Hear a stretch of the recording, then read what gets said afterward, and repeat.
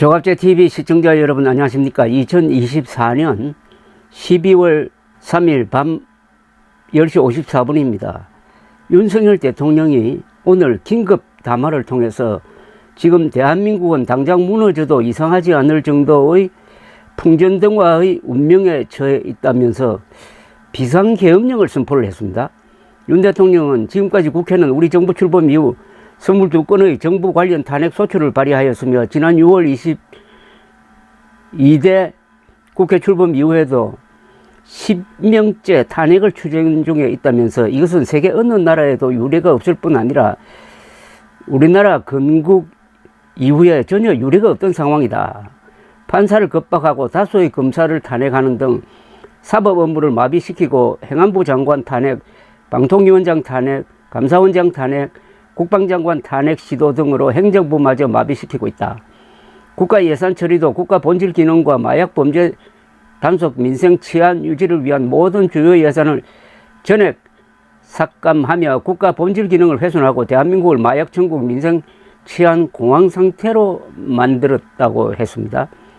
이러한 예산 폭거는 한마디로 대한민국 국가 재정을 농락하는 것이라며 예산까지도 오로지 정쟁의 수단으로 이용하는 이러한 민주당의 입법 독재는 예산 탄핵까지도 서슴지 않았고 국정은 마비되고 국민들의 한숨은 늘어나고 있다. 이런 대한민국의 헌정 질서를 짓밟고 헌법과 법에 의해 세워진 정당한 국가기관을 교란시키는 것으로서 내란을 획책하는 명백한 반국가 행위다라고 이야기를 했습니다. 그런데 헌법 제77조는 전쟁 또는 전시에 준하는 비상사태가 있을 때 대통령이 비상계엄령을 선포를 하는데 국무회의 의결을 통상적으로 거쳐야 합니다. 그런데 중요한 게 비상계엄령 선포 사실을 국회에 통보를 해야 됩니다. 그러면 국회는 과반수의 결의로서 재적 의원 과반수의 결의로서 비상계엄령 해제를 결의할 수가 있어요. 그러면 해제해야 됩니다. 그런데 지금 국회 다수를 민주당이 장악하고 있고 민주당이 곧 국회를 소집해가지고 해제를 결의할 것이 틀림없는데 그렇다면은 이 비상계엄령이 며칠 못 간다 이겁니다. 그 뒤에 윤석열 대통령은 어떻게 되느냐. 비상계엄령을 선포한다는 것은 군대를 동원해야 되는데 그럼 동원된 군 병력은 어떻게 되느냐 하는 이런 문제가 생깁니다. 국회를 소집하는 것을 군대가 막으면은 그 자체가 또 내란 행위가 됩니다. 그래서 지금 상당히 유동적인 상황입니다. 헌법 77조는 대통령은 전시, 사변 또는 이에 준하는 국가 비상사태에 있어서 병력으로서 군사상의 필요에 응하거나 공공의 안녕질서를 유지할 필요가 있을 때에는 법률이 정하는 바에 의하여 계엄을 선포할 수 있다. 계엄은 비상계엄과 경비계엄으로 한다. 비상계엄이 선포된 때에는 법률이 정하는 바에 의하여 영장제도, 언론, 출판, 집회, 결사의 자유, 정부나 법원의 권한에 관하여 특별한 조치를 할 수 있다. 계엄을 선포한 때에는 대통령은 지체 없이 국회에 통과해야 한다. 국회가 재적 의원 과반수의 찬성으로 계엄의 해제를 요구한 때에는 대통령은 이를 해제하여야 한다. 그러니까 이 비상계엄이 오래 못 간다는 이야기입니다. 그런데 비상계엄을 국회가 해제 결의를 한 다음에 윤석열 대통령의 운명은 어떻게 되느냐 하는 겁니다. 과연 이 비상계엄령 선포가 헌법에 맞는 행위냐 하는 것이 따로 문제가 되고 그때는 아마 국회가 탄핵 소추안을 낼 것이 분명합니다. 그 탄핵 소추안이 통과되느냐 안 되느냐가 또한 또 쟁점이 될 것입니다. 지금 현재는 그렇습니다. 한동훈 국민의힘 대표는 대통령의 비상계엄 선포는 잘못된 것이다. 국민과 함께 막겠다고 했습니다. 그렇다면 국회에서 비상계엄령 해제 결의는 확실한 것이고 그 뒤에 윤석열 대통령 탄핵소추안이 통과될 가능성이 높다는 이야기입니다. 계속 들어오는 소식을 전해드리겠습니다. 감사합니다.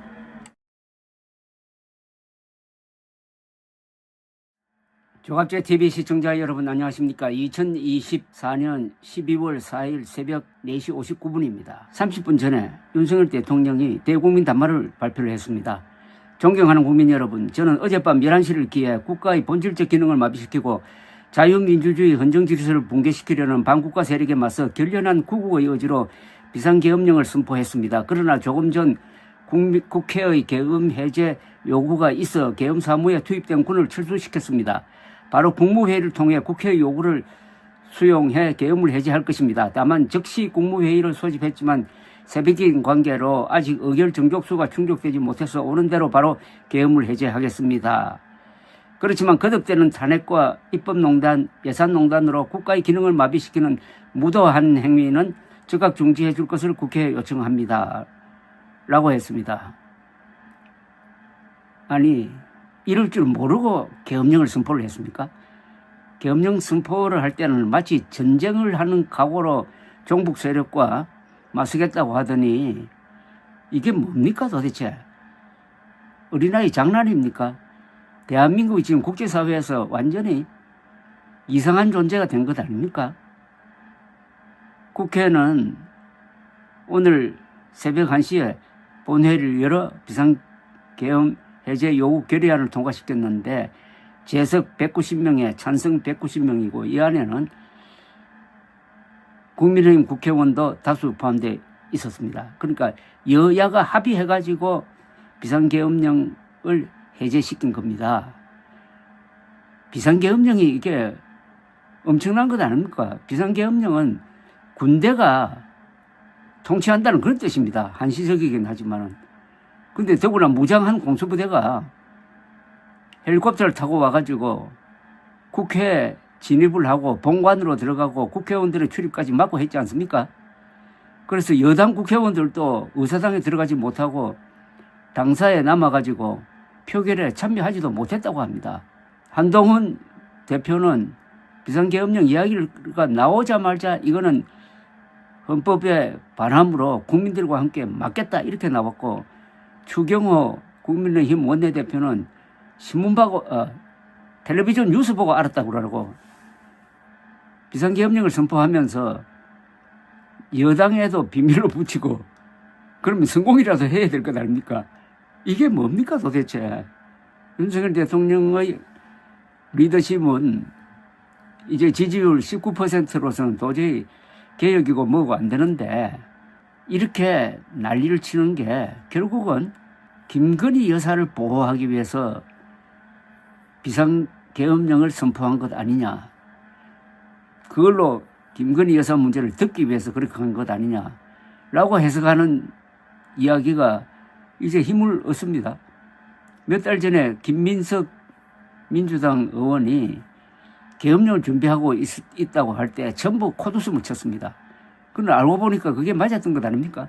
김용현 국방장관은 청와대에서 대통령실을 용산 국방부실로 옮기는 그 무도한 작전을 지휘했던 사람입니다. 그런 아부파가 윤석열 대통령에게 비상계엄령 펴자는 이야기를 올렸다고 그런다면은 이거는 아마 윤석열, 김용현 두 사람을 포함해가지고 본격적인 내란죄, 쿠데타 혐의 수사가 필요하다는 판단이 있습니다.